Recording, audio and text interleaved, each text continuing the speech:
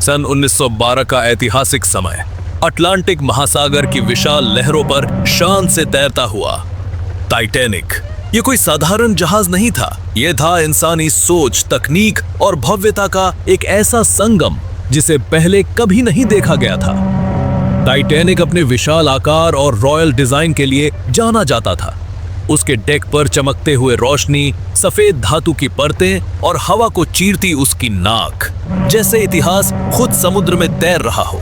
समंदर में उसकी चाल ऐसी थी जैसे सम्राट अपनी सेना के साथ निकल पड़ा हो। हर एंगल से, हर मूवमेंट में टाइटैनिक था एक इंजीनियरिंग का चमत्कार। अब जरा पीछे जाकर देखें उसके दिल की ताकत को। टाइटैनिक के विशाल प्रोपेलर, जिनकी शक्ति से ये जहाज समुद्र की गहराइयों को चीरता था। हर ब्लेड लोहे की बनी हुई थी और इसकी गति इतनी शक्तिशाली थी कि पानी जैसे पीछे हट जाता। प्रोपेलर्स का ये हिस्सा टाइटैनिक को वो ताकत देता था जिससे ये सबसे तेज, सबसे विशाल जहाजों में गिना जाता था। अब आइए चलते हैं उस वक्त में जब इस सपने की नींव रखी जा रही थी। बेलफास्ट आयरलैंड का वो विशाल शिपयार्ड, जहां हजारों मजदूरों ने अपनी जान की बाजी लगाकर इस दैत्याकार जहाज को जन्म दिया। बड़े बड़े स्टील के फ्रेम एक एक करके खड़े किए जा रहे थे। बोल्ट, नट्स और रिवेट की गूंज हर दिन वहां की हवा में गूंजती थी।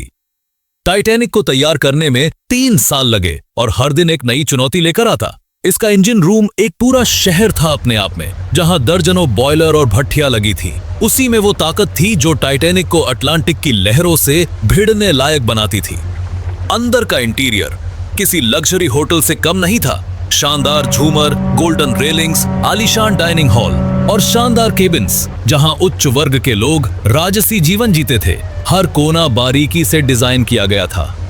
यह जहाज केवल एक ट्रांसपोर्ट नहीं था, यह था एक चलता फिरता महल जो समुद्र पर रॉयल्टी की तरह राज कर रहा था। और फिर 14 अप्रैल 1912 की वो मनहूस रात आई। रात के अंधेरे में समुद्र में बहता एक विशाल हिमखंड चुपचाप टाइटैनिक के रास्ते में खड़ा था। कैप्टन और क्रू को समय नहीं मिला। टकराव तेज था और घातक भी। जहाज का दाहिना हिस्सा हिमखंड से टकराया, जिससे नीचे की कई चैम्बर्स में पानी भरने लगा। शुरू में किसी को भरोसा नहीं हुआ। यह जहाज अडिग माना जाता था, लेकिन जब